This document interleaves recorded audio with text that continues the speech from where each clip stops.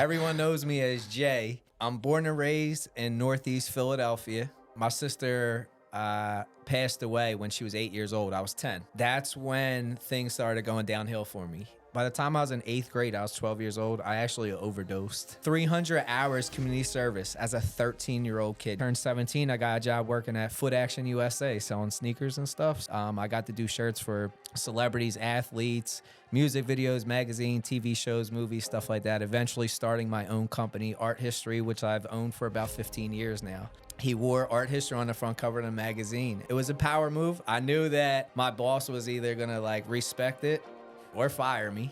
Yeah. And he didn't respect it. Welcome everyone to the Phuckit Podcast. This is episode 6, and we're looking to show people if you can change your mind, you can change your life. I'm your host, Frank McGovern. I have a friend and fellow Philly entrepreneur with me, Justin Pross. He owns a clothing company, Art History 101. He has a great story. And Jay, thanks for coming on. Absolutely. What's up, dude? What's going on? You gave them my government, the Justin. Everyone knows me as Jay. You gave him my government. I seen that I see that you got that on Facebook. That's why I even said that. Yeah, you know what it is? He is Jay to me, but I'm Jay to everybody except miserable women. They call me Justin. Oh man.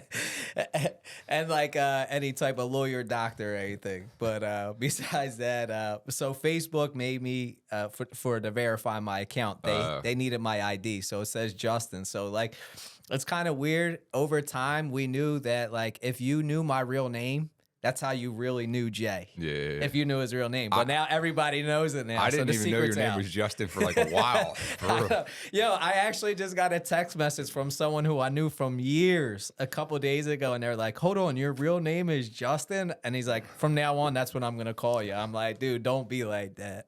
That's funny. That's Jay. Yeah. So thank you for having me, man. So just tell the audience just about, just how life was growing up, what you have, how you got started on your entrepreneur journey, what you were doing before that. All right, so I'm born and raised in Northeast Philadelphia. I am one of 4 siblings. My mom was a single mom. My dad was never in my life, at least not as far as I can remember. But my little sister was diagnosed with leukemia at 4 years old. At the time, I was 6. My brother was 8. My sister was 10. We're all 2 years apart. So I want to say up until that point in my life, things were, I guess, extremely good, For 4 years that my sister struggled with leukemia. My mom was in and out of the hospital. My grandmom was helping raising us and stuff like that. We went to Catholic school. I was an honor student. But my sister passed away when she was 8 years old. I was 10. And that's when things started going downhill for me. It started being like a free for all. We were allowed, my mom took it really hard. Obviously now that as an adult with children, I can't even imagine the pain and stuff that she was dealing with. But so at 10 years old, my sister dies, and things start going downhill. So by the time I was in 8th grade, I was 12 years old. I actually overdosed, which no one knows that. This is the first time I'm ever putting this out in the world, public, but in 8th grade, I actually overdosed off Xannies and alcohol. Wow. So only the people that I went to grade school actually know this story, but in 12 years old, I actually overdosed in 8th grade. And it's crazy because now when I look at 12-year-old kids, they're babies. And I'm like, what the heck was I doing, Yeah. So at 13 years old, I was arrested for graffiti. And that changed a lot of stuff because back then the judge for juvenile, Judge Reynolds. If you were a juvenile in Philadelphia and you had Judge Reynolds, you know that he was going to give you the max. Yeah. So he gave me 300 hours community service. Tell you to count the pigeons on the wire. Right, so he gave me 300 hours community service as a 13-year-old kid. You know how long 300 hours is? So I actually did my community service in the 15th and 2nd District, which if you're in Northeast Philly, you know. And I've seen everybody get arrested. So they had me sweeping up. helping them pay anything that the cops needed me to do. I did, but I was on probation up until the time that I completed my community service. So I was on probation until I was like 16, 17 years old. But like from what Judge Reynolds did, kind of like kept me out of trouble because I never wanted. I was afraid to go to jail. Yeah. I sat in the sweatbox for 16 hours, and I just knew I'm like, there's no way I could do 16 days. Like 16 this months. ain't for me. Yep. I just knew. I was just like, all right, let me keep it clean. But I started like delivering flyers for a pizza shop to just make some money. And then by the time I was 16, I got like a legit job. And when I turned 17, I got a job working at Foot Action USA, selling sneakers and stuff. So that kind of started my journey into the world of selling clothes and sneakers and fashion and stuff like that. And shortly after that, I had a friend that passed away. And to memorialize him, I made one rest in peace shirt. And I wore it out. My friends loved it. I ended up making us a bunch of shirts, 20 shirts for the funeral. I sold them all for $10 a piece, $200 in a day. I'm like, yo, I'm on to something here. Yeah. So I signed up. I had told my mom, yo, I want to go to school for this. So I went to fashion design school, the Art Institute of Philadelphia. And within my second semester, I got a job working for one of the biggest streetwear companies at the time. And I worked for them for about 4 or 5 years, traveled everywhere in the country. They sent me to Europe 5 times. I got to do shirts for celebrities, athletes, music videos, magazine, TV shows, movies, stuff like that. Eventually starting my own company, Art History, which I've owned for about 15 years now. Yeah, and share some of those artists that you've done some stuff for. Yeah, so most notable, everybody knows Crank That Soulja Boy. So I did the Superman hoodie and Crank That. And for Soulja Boy's, like his whole first year when he first came out, all of his videos were huge hits. Kiss Me Through the Phone, She Got a Dong, Turn My Swag On, stuff like that. I did all the shirts. Well, not all, but yeah, I got shirts in all them videos. I've done shirts for Bun B. He actually wore one of my shirts in a Beyonce music video, Check Up On It, which was huge. Rapper The Game, Young Berg, he's known as Hit Boy now. The list goes on and on. Yeah, a bunch of people. Yeah, so like if you're a Philly guy, you know, like I've done a ton of stuff for people in Philly, Gilly, Wallow, and the list goes on and on. Yeah. So how did you transition from like going to working, you know, as an employee in the streetwear company to starting your own company? Like what made you kind of make that transition? So honestly, I never wanted to be a boss. I wanted to just be a loyal employee because I really just liked my job. And at the time, I just liked what I was doing. I never seen myself like starting my own company. But what happened was my boss gave me complete creative freedom to create whatever I wanted as far as hand painting shirts. But then as I'm traveling around, I'm meeting people, I'm networking.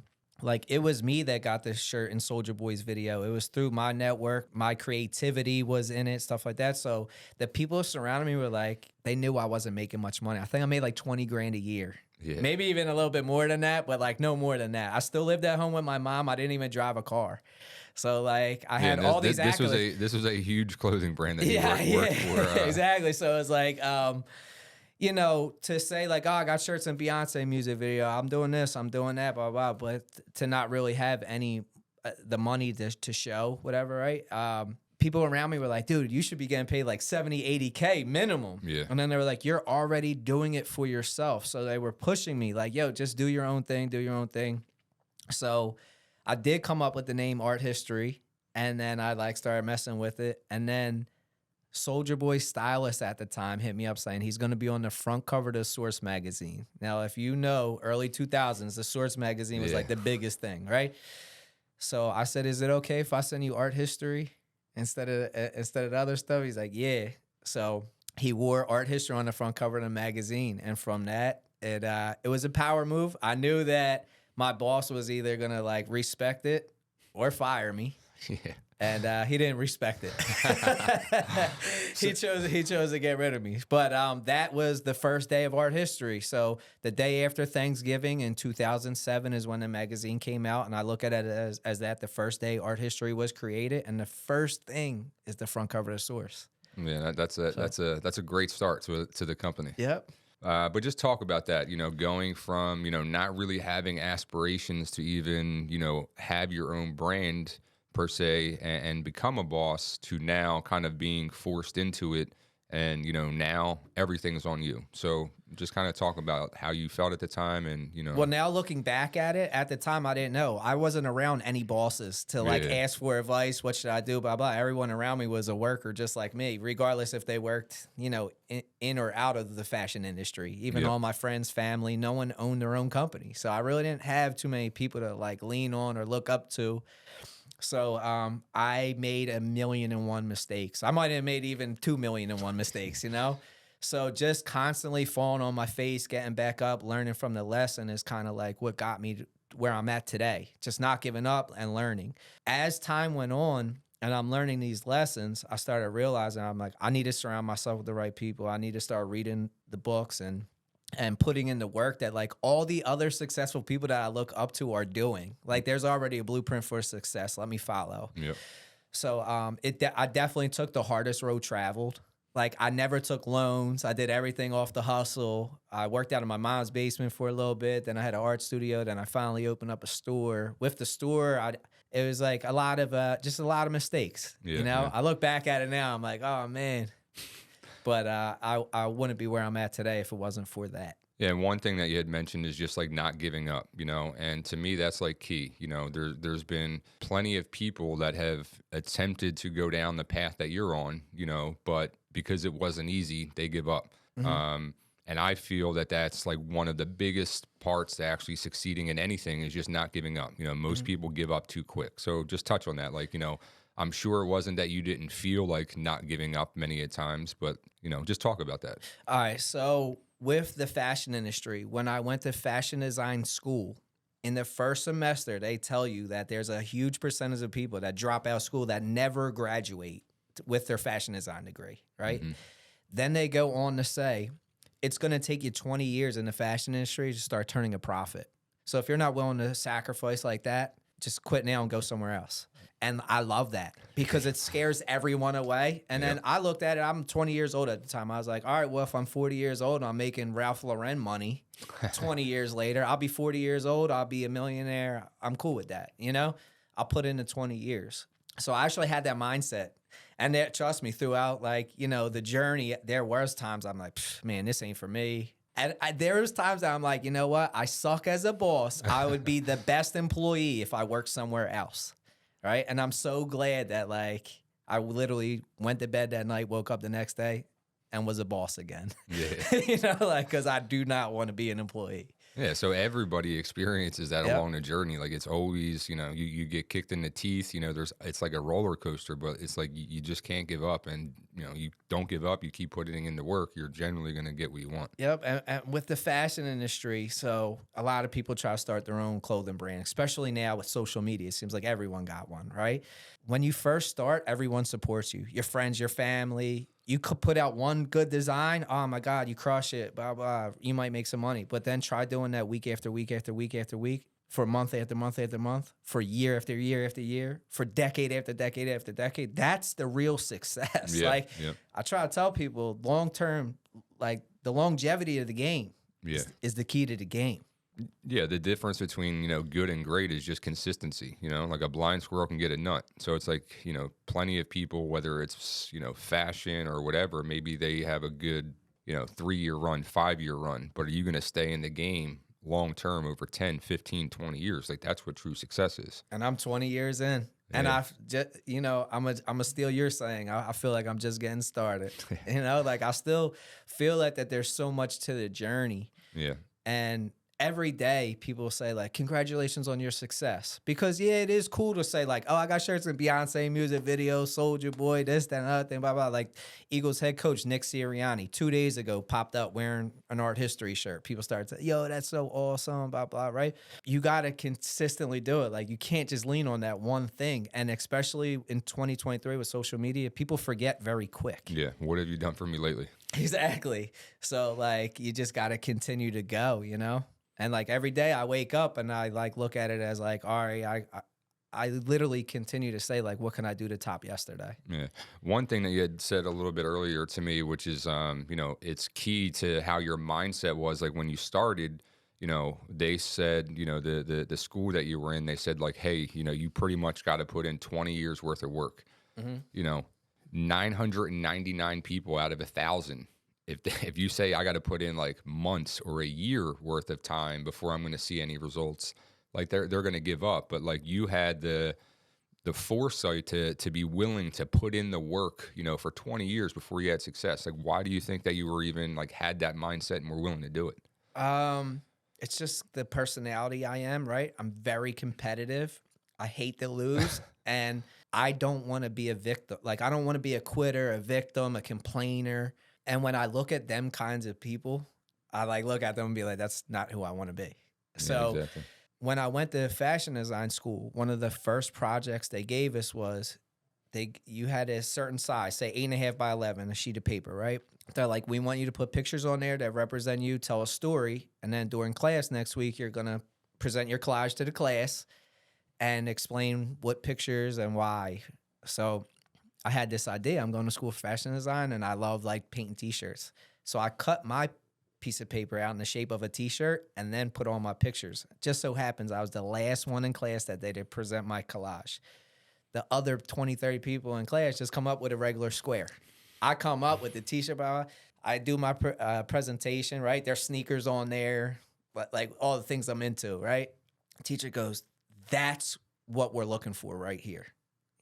That's it. That's going the extra mile. That's putting some thought into it. That's like, and right off the bat, I'm like, that's who I won this competition. And when was that in the art school? Yeah, that was like one of the first weeks of school, of fashion design school. So like, I'm like, yeah, I'm on to something. And then like, I was combining two things, my love for graffiti and art and fashion. So I was like combining both things. So like, you're going to the art institute, fashion design, and like things like that were all motivators for me. Yeah. One day, a counselor at school, so I started selling shirts to other kids in school, right? Like, other kids thought what I was doing, no one was painting shirts, it was only me. So, like, other people be like, oh, pay me a shirt, I'll support this, and other thing. So, these are complete strangers. I'm just meeting at school, I'm selling, and it's just giving me more and more confidence. Yeah. So, within, like, my second semester, a counselor comes up to me saying, like, yo, there's a company that's local. It's not too far from school. You could literally walk there. Here's the address. You should go over there, see if they'll give you like an internship or a job or whatever, blah, blah. So after school one day, I went over and I was nervous.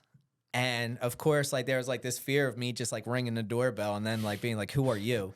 So I seen that there was like a security guard out there. So I said, hey, listen, this is my story. I make shirts. I want a job here. Blah, blah. This guy doesn't know me. Just met me 30 seconds ago. Rings the doorbell, gets him, and is like, yo, what's up? He knew them. Saying, this is my guy Jay right here. Blah, blah. You should hire him. Like, it was crazy. So when they gave me the job interview and I filled out like a brief application, the interview was, say, 10, 15 minutes long. One of the questions was, what's your art history? I'm like, what does that even mean? They're like, do you have any accolades? Have you won any like art contests? Did you go to art school? Blah, blah. I'm like, oh. I'm like, I've been locked up for graffiti. That was like my only art accolade at the time, right? But I took the train home that day, and all I did was think about all the better things I should have said. Yeah. So I literally stayed up, wrote like a 3-page essay on the better answers. I went back the next day, rung the doorbell, told them, yo, I thought of all the better things. Here it goes. They were like so impressed. They're like, dude, no one has ever done this to get a job. So they let me hang out for the day, meet the other artists, see the operation, blah, blah. And I thought for sure I was getting hired. I went around the neighborhood like, yeah, they're going to hire me. Yeah. But then like every day people will call me saying like, did they call you yet? I'm like, nah, they didn't call me yet. Yeah. And I started getting discouraged. And then one day they called me up saying they're doing a tryout. So I went in for the tryout. There was like 10 other people. They ended up keeping me. And at the end of the day, I had asked them, I was like, so do I got the job? You going to call me? They're like, how many shirts did you do? I said, I painted 7 today. They're like, all right, you're going to get paid for 7 shirts. Welcome to the team, blah, blah. It was crazy. So from downtown Center City to Northeast Philly, it's like at least a 20-minute drive. I felt like I could have ran home that day. It was just like, I was so happy. Like, I accomplished it. Yeah, I was just so happy that I was like, yes. Now, being in the retail business, like I know COVID impacted retail in a significant way. Mm-hmm. Like how did COVID impact your business? Well, me, I wasn't running my business properly. So at the time, like I couldn't get any of the government benefits and that was my own fault. I didn't know, but then it's like I'm taking full accountability with that, right? I messed up. But when COVID hit, we still were doing good business. And like at one point we opened up, someone reported us, we got shut down. That was like a big hit. I'm like, oh my God. See, the thing is with COVID is that it was just, there was so much fear being promoted. Yeah. Yeah. Like there was just so much fear being promoted, right? And it's like you can't get in that mindset, you know what I mean? But the thing is, COVID really didn't affect me like that. It was that we suffered a fire in March of 21 during COVID. Yeah. And we didn't have insurance. I wasn't running the business properly. So like we didn't have insurance. I lost everything in this fire. So it's funny because our store was just looted a month ago, right? We have insurance, right? Yeah. So if you literally see the news interviews from when the fire happened, because it was on every news station in Philadelphia, art history, store burned down, whatever, right? I'm literally like crying my eyes out, trying to hold it together, just saying like, we're going to be all right, blah, blah, whatever, right? But deep down inside, I was crushed. The looting happened. They interviewed me. I'm like, nah, this ain't nothing. This is just another obstacle, and I'm a world-class hurdle jumper. You know what I'm saying? So it was like... So talk about the difference. Like, what happened from the time that fire happened and you felt like probably broken to like when the looting happened, and it was just like, not that big of a deal. So the fire was like getting hit by Mike Tyson. Yeah. The looting was like getting hit by like a featherweight. Yeah. So it's just like you've already been through it. Yep. So I know I could get through it again. There's definitely it's all mindset. It's all mindset. 100%. You know? And then I didn't want people thinking that I'm a victim here because like I hate that victim mentality. So when the looting happened, people kept on saying like, "Oh, we're sorry about the looting. We're sorry." I'm like, "Don't say that." Yeah, man. Like. I get it, you know what I mean? It's just like what you do. It is what it is. Yeah, you know what I mean? It is what you do. But instead of saying like sorry, be like I don't know. I just wish that there was like some other wording for it. Or yeah, because it's kind of like almost like negative energy. Like I get like there are people who are coming from like a good place and like, oh, sorry, but it is what it is. Like you ain't got to be sorry. Yep. Yeah, exactly. That's like how I felt. Like we'll be back, whatever. So like let's go. You know. So like. When the fire happened, we were shut down. The store was gone for 9 months. We ended up like putting equipment in the basement of my house. We worked out of my house for 9 months. I wanted to bring this story up on this podcast because this has to do with you, right? So there was only one other person in art history left after the fire. Like everyone was fired, everybody quit, blah, blah. It was just me and E, whatever, right? My guy E. I knew I had to hire to grow the company, and I'm like wearing way too many hats. We're about to reopen the store, this, and another thing, blah, blah. And I met up with Frank, and I told him, I was like, yeah, I haven't hired because, like, I don't want to bring strangers into my house. Like, what if they steal? What if they do this, blah, blah, and on? And Frank was like, well, that's the wrong mentality. What if everything goes right? Yeah. Literally, I went home that day. I like posted up applications. I hired like 2 people right away. They were in my house, got cracking. We opened up the store. They stayed with me. They were there for like everything to get us back on our feet. And like, I'm just so glad for that conversation. I wanted everybody to know. Yeah, no. Like to me, it's like sometimes, and trust me, I do. I do the same shit at times. Like we just ask ourselves like the wrong questions. You know, like instead of like why me, like why is this happening to me, or why am I going to be able to get this? Like, why not me? You know, ask better questions and get better answers. But also, it's like who you're surrounded by. Oh, 100%. You know, it's like I could have talked to someone that'd be like, "Yo, exactly, bro. Yeah. Like, yeah, I want to do that either." You know, but I surrounded myself with good people now, so like I've realized the difference of friendship throughout like different stages of my life, right?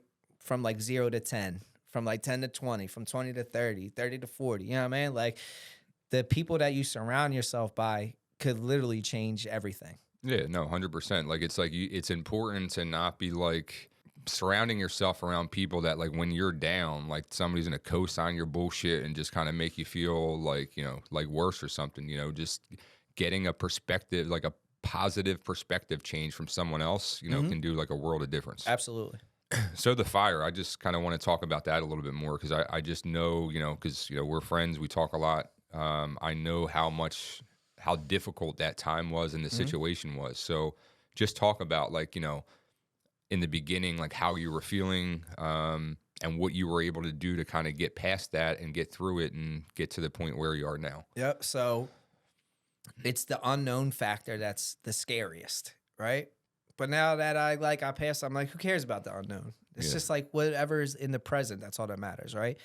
So day of the fire, At the time the fire happened, I was waking up every day, 4 o'clock in the morning, going to the gym, working as much as I can, trying to spend family time. My son at the time was like 2 years old when the fire happened. So it was like, I wanted to experience. He's my only kid. So I was like, yo, I want to be there for him. I got to put all this work in because I'm starting all over again.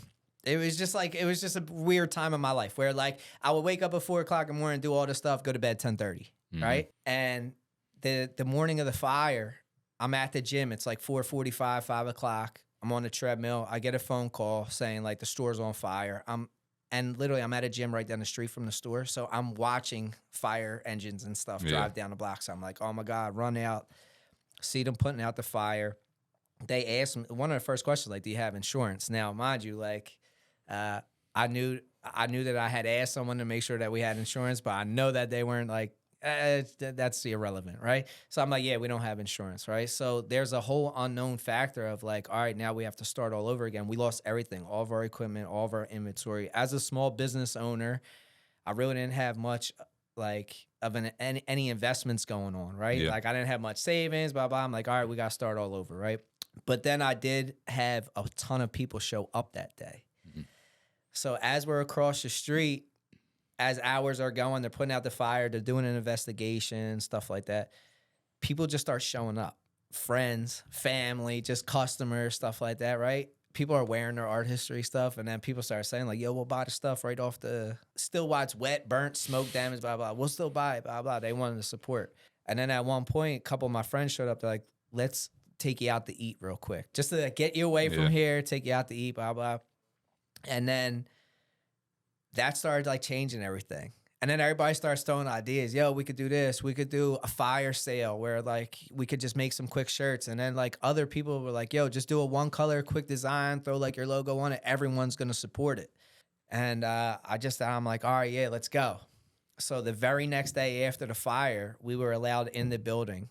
So as we go in there, seeing if anything salvageable or whatever, blah, blah, whatever, right? We're like, all right, all the equipment's gone. We got to buy new equipment. Right off the bat, we're online buying new equipment. We put out one shirt. We sold 600 of them right off the rip. Wow. And like right from that, I'm like, yeah, let's go. And like it just kept on rolling into like more and more motivating stuff. So it was like our first pop-up, I don't even know how much money we did. Everybody was coming there and we were just selling stuff, $5, $10, $15, blah, blah. We had hundreds of people. You were there, blah, blah, right? And like just things like that just kept being like so motivating to hear like, we're supporting you. We want you. Da. So at the time, I had a business advisor tell me like, do you really need a store? Because right now everything's e-commerce. I'm like, yeah, the store means a lot. Does like good money, this, that, and that thing, blah, blah. We did a grand opening and like the first day we did like 10, 20,000. Like in a day. Yeah. I'm like, yeah, let's go. So like from that, at the time, I didn't know I needed this, right? I needed the fire to happen. Yeah. I was in like this comfort zone and like. Yeah. And to me, like that's like you always, you know, it's happened to me multiple times in life where it's like something happens in life and you're like, why the fuck is this happening to me? But then you really realize like it didn't happen, you know, to you. It happened for you. Mm-hmm. Like, you know, even though like it seems like a fucking shitty, horrible situation at the time, you know, the growth and what you learned from that experience, you know, I'm sure you wouldn't trade it, even though Absolutely. It was a painful, horrible situation that you went through. Absolutely. And I'm a true believer of karma. And I try to live my life as best as I can, help as many people, be as honest, be as loyal, be as giving. When it happened, I said, damn, what did I do to deserve this? Why? Why is this happening to me? Yeah. And then here we are 2 years later. I'm like, man, that fire was the best thing that ever happened. I swear to you, I can literally remember like even saying that to you. Like I was like, I know you, like, you know, you might not want to hear this shit. I'm like, right now, I said, but this is going to be a fucking blessing in disguise. I promise you that. Well, at the time, you were like, I literally burned down my business, but you were hypothetically speaking, and you were like, but you literally burned down your business. Yeah. But yeah, I was just trying to get you to laugh about that. That's right, yeah. But it ended up being the biggest blessing. And here's the thing: is that like I made a post on social media today because there was a picture sent to me last night. The Phillies played in Arizona, Game 3. There's a kid wearing an art history shirt, like holding up a sign that says like, I cut school to like come to this game with that, right? It's just such a dope picture. And I get pictures like this very often. Yeah. Right. And it made me start to realize like what art history really is. Right. So it's like, yes, we make clothes. Everybody makes clothes. Right. Yeah. People sell shirts, blah, blah, right. But with us, art history sometimes captures a moment in history, like a moment in time. Yeah. So it's like the fire happened. We made the Can't Kill a Dream shirt. We made the Star H on fire, the Forever Story, blah, blah. Like that captured that moment in history. That piece of art, which is just on a t-shirt, right? It tells a story. Yep. So like even like that kid wearing that Fanatic shirt, whatever, right? He's a kid. I don't know when he gets to be 20, 30, 40 years old if that picture ever like resurfaces or like his mom hangs it up on the wall or something like that. And I just realized that I'm like, oh man, like we're so much more than a clothing brand, like art history. You've been creating that art history that those people were asking about. That like, what is your art history? Now it's all over. Yep, and it just like captures that like moment in time. So it's like the store got looted. We made a shirt that says like, I looted art history, blah blah. Right, all I got was this lousy T-shirt. People loved it. Yeah. Because I flipped a negative thing like getting looted into like a shirt. And now that shirt actually memorializes like a time in history. Yep, yep. So where do you see, where do you want to go in like the next 5 to 10 years with your business? So in art history has had a major impact here in Philadelphia. Any type of like moment in history in Philadelphia, we capture, right? We have a lot of celebrities and athletes here in Philadelphia wearing our stuff. But that's just Philadelphia. There's a whole big world out there. So we just bought a building. We upgraded our equipment. We're hiring because I want to take it global. Yeah. And in 5 years from now, I could just imagine like anything big that happens globally, we capture art, put it on clothes.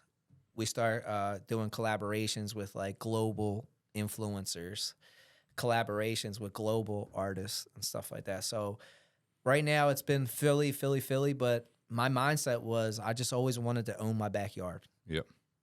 And I feel like I've accomplished that goal. So now with the new building, the new equipment, new hiring, stuff like that, now we're just going to continue to grow. And I actually want to do it in 2 years instead of 5. Nice. And trust me, I am not saying this just because we are friends, but like you definitely got to check out his shop or his website, Art History 101, because best designs, best tee designs you'll ever see. On quality garments too. Yeah. It's not that bullshit. All right. We're going to get to the final 4 questions. Number 1, what book, movie, or experience fundamentally changed your perspective on life and why? I would say Psycho Cybernetics by Maxwell Maltz. When you invited me to come on to this podcast, and I know that this is like a positive mindset podcast, I'm like, let me review this book again. I've actually, I have it on audio. So like when I'm in the car, I listen, or like at the gym, and I'll just turn it on. And like every time I listen to this book, it just changes like something in me, like the mindset thing, how your brain works. And I honestly think that this is a book that they need to put in schools. Yeah. That like there should be a course on just basically that book. And like I heard something recently that like that book actually started like the positive mindset book genre. Yeah. So I would love if they start teaching that in school. But I mean, that book it's just such a good book. Yeah. No, and I totally to me that's part of like even why I do this podcast, to show people, if you can change your mind, you can change your life. But I definitely think that like mindset, personal development need to be subjects in school. Like they need to start that in elementary school. And Absolutely. It's a shame like my daughter, my 16-year-old daughter is a junior, is like having chemistry right now, which she's like bitching about. And it's like, what the fuck is she going to use chemistry for the rest of her life if she doesn't plan to go into like the science or medical field, which she's not. But like mindset, personal development, like that stuff, like literally is like life changing. So just to add to that, right? After I was an honor student up till the time my sister passed away. After that, I just barely got by. Yeah. Like in high school, I just didn't care. All I wanted to do was pass and get out, right? So a few years ago, when I got an opportunity to go to like a CEO class and like all this other stuff, my mom goes, "Why would you go? You hated school." I said, "I found what I love. Like I love this. Yeah. You know what I'm saying? I found something that I actually love. Like I loved making shirts, and then I got to the point where it's just like, yo, I want to be like the businessman now. I want to be CEO. I want to learn about money. I want to learn how to run a staff, a business, blah blah. I still love making my shirts though, but I finally found something I care about. So it's crazy that like in school, I feel like I wasted so much time on something that I just didn't care about. I finally found something I care about, and I'm just all in." Yeah, and I feel that that's like true of a lot of people, right? Like it's like the subjects that we like learn about in school like are just not really like interesting, and people kind of associate like, gaining knowledge and educating themselves with that type of education. And the real education, like the self-development and stuff, is totally different from that. And that's like the important stuff. But like the shit they teach in schools, like they gotta change it. Mm-hmm. So on to question number 2. How do you define success? This is a funny question because, like I said, people say to me all the time, "Congratulations on your success," and I feel like I haven't even reached the pinnacle of success that Yeah. I'm destined for, and I might never, but I'll always strive. But one reason why I think that people say that I'm successful is because I found this art form, right, and I built a life around it. Not only have I like bought a house, I've never missed a bill. I have a car. I've never missed a meal. I'm healthy. So like I look at them things as success. Like I don't ever put a dollar amount like, oh, I need to make $1 million to be successful. I just look at it as like every day I wake up, I'm able to have a house, a hot shower, food. My kids are healthy. I'm healthy. I have a car. That is success to me. No, that's a good answer. Question 3. If you could have a conversation with any historical figure, who would it be and what would you ask them? So when I was 18 years old, my best friend at the time was Egyptian. He lived here in Philadelphia with us. And he was like, "I'm going back to Egypt when I turn 18. So I had asked him, "Yo, I want to go with you. Like, take me to see the pyramids and stuff like that." So he said, like, "Yo, if you buy your own plane ticket, we'll go to Egypt." So at 18 years old, me and this kid go to Egypt. No parents, no nothing, right? And we stayed in Port Said, Egypt for a week or so. Then we went to Cairo to see the pyramids for a couple of days, right? And I feel like that pivoted my life in a whole different thing. I got infatuated with the pyramids, ancient Egypt, stuff like that, right? So if I could actually go back in time and talk to somebody, it would have to be like a pharaoh from Egypt or like someone from that time. Yeah. Because we still don't really know much about that time. But like you see pyramids on TV, pictures, stuff like that. Everybody's seen them, right? History books, everything, right? To step foot on that desert and see them, it's just something that like, how did this get here? Yeah. What were these people doing? Like, what was it for? Like, there's just so many questions. So, like, if I could go back in time and talk to somebody, absolutely, I would definitely talk to whoever, like the pharaoh of that time or someone important from ancient Egypt time. And what one question that you would ask them? It has to be something about like life. The meaning of life. It's so funny because like you hear stories that they're like, oh yeah, like the life scrolls are underneath like the Sphinx's paw and like stuff like that. Yeah. And you think that there's got to be something like that they know that we don't. Yeah. Like they were probably dealing with the same shit that we are. I know, right? But it's just like I'm so infatuated by that because of that experience I had when I was 18. At the time, you were allowed to climb the pyramids, so like I have pictures of us like climbing the pyramids and stuff like that. And I don't know if it's just in my head or not, but I just feel like that's why I feel like I have a special life. It's been different. Like I've got to travel all over. Like I don't know. So I just like think to myself, that that's such a magical place. Like what were the people like? Did they know something about life that we don't? How the hell did those pyramids get made? Yeah, there's just like so many questions. Yeah.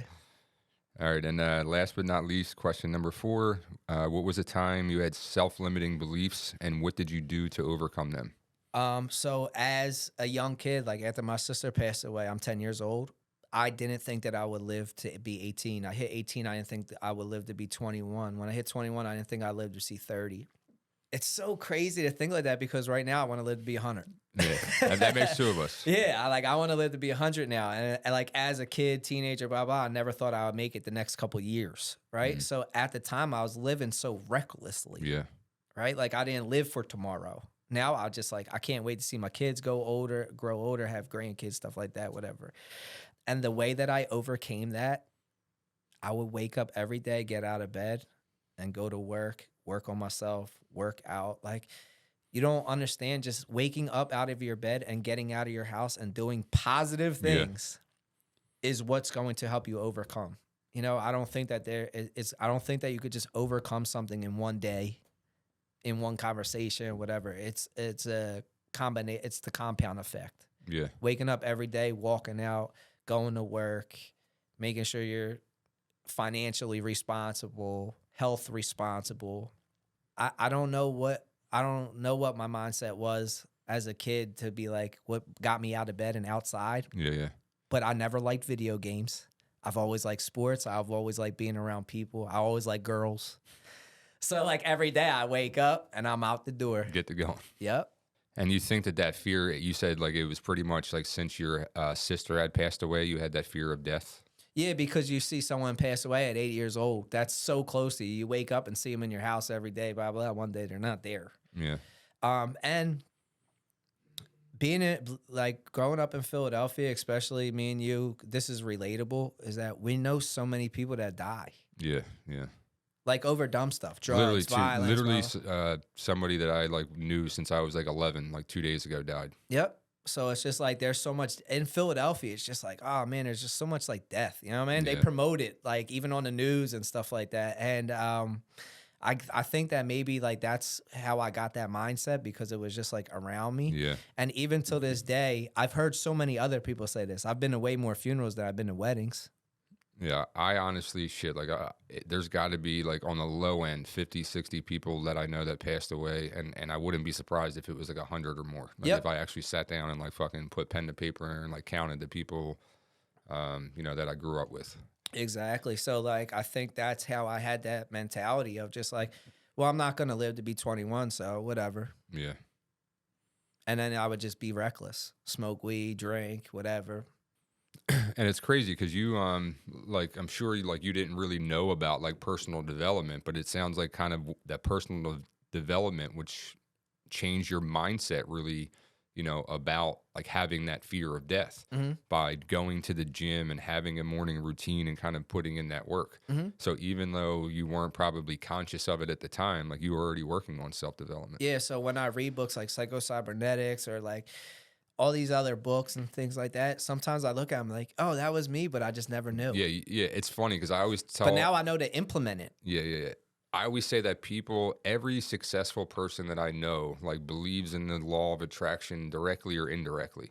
And when I mean indirectly, like they'll say, well, no, I don't believe in the law of attraction, but everything that they do and say, they're putting out positivity, like doing all like the work and all of that shit. But it's like they may not like, they're doing the work for the law of attraction, even though they don't quote unquote believe in it. Absolutely. And then like even in Philadelphia, when I was doing shirts for Soulja Boy, the Beyonce video and stuff like that, like there were so many other music videos I was involved in, but they were just like their biggest ones. That's why I named them. My friends would come up to me and be like, yo, I was talking to so-and-so and telling him like, you got shirts in Beyonce video. He doesn't believe it. He's saying that you're lying or this, that, and other, blah, blah. And I like, it's funny, like, as I got older, I'm like, what?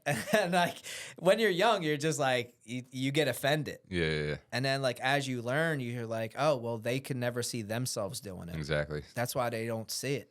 Yeah, it couldn't be possible that you did it because in their minds, it wouldn't be possible for them to do it. Exactly. And then, like, I didn't know that at the time. Yeah. But at the time, I just like, man, he's a hater. That was like my response. You know what I mean? Yeah, but now I just look at it, it's just like he's just blind to his own ignorance. Exactly. It's funny because that's kind of exactly like how my perception used to be. Like when I was kind of starting my entrepreneur journey, I'm like, oh, these fucking haters. But no, it's actually just like people, projecting their fears and their self-limiting beliefs on you. Like they're scared and they wouldn't be able to do it. So like they lack faith in you that you wouldn't be able to do it just because of how they feel really about themselves. Absolutely. And that's the reason why you don't like it's weird. We're living in a time with social media. Like everything that we do has to be like a commercial reel. Yeah. Or like every picture you post got to be like a magazine thing with like a long status. Like everything's like commercialized. Like it's so crazy that it's like that. You know what I'm saying? And everyone's putting out their highlight reels, not the lowlights though. Yeah, exactly. But it's Talking just about like, the wins, not the losses. yeah, but it's just like I heard something the other day about like why you don't tell people like your ideas and like your future goals and like things like that. And it's because of people like that. Wow, you're never gonna make it. Yeah, You're never don't. gonna do I that. think Mark said it when I actually interviewed him, something along the lines of, don't share big dreams with small-minded people. Oh, absolutely. Because it's like they're gonna again just project their like fears and self-limiting beliefs on you. Yep. And that's another reason why like I have the store on Frankfurt Ave. Everybody's like, don't leave, don't leave, don't leave. I think to myself, well, what if I was to open up a store in like Paris, France, and become like the next Louis Vuitton? Yeah, man. Like I would be literally not only shortchanging myself, but I'd be shortchanging the world Yeah. by staying on Frankfurt Ave. Now, as of right now, yes, I am on Frankfurt Ave, but like I want to go global. I want to be big. And like I've already got shirts in a Beyonce music video. She's one of the biggest artists of like all time. Yep. So like what's to say that I can't get it on everybody else? 100%. Well, I greatly appreciate you, hopping on here with us today, Jay. Share with everyone, like, if they want to get a hold of you or, like, where they can reach you at or, where they can buy some merchandise from. So first things first, the easiest way to buy merch, arthistory101.com. We offer free shipping if you're here in the United States. On social media, you can hit me up. Everything is Art History 101, Twitter, Threads, Instagram, Facebook, all that, TikTok, whatever. Everything's Art History 101. As soon as like a new thing pops up, I'm like, all right, let me sign Art up. History 101. Yeah. Yep. So everything's Art History 101. I'm very easy to get in touch with. And then we have a store currently at 7045 Frankfurt Ave, but we are opening up a new location. So if you're watching this 2 months from now in 2024, actually, our address will be 7214 Frankfurt Ave. All right. Again, Jay, I greatly appreciate you coming on, sharing your story, and I'm sure the audience will get a lot out of it. Thanks for having me. Phuckit Podcast. All right. All right, ladies and gentlemen, that's it for episode 6 of the Phuckit Podcast. Hope you guys got a lot out of it. Please like, subscribe, share, and by all means, ask any questions, and we will answer them moving forward. Thanks.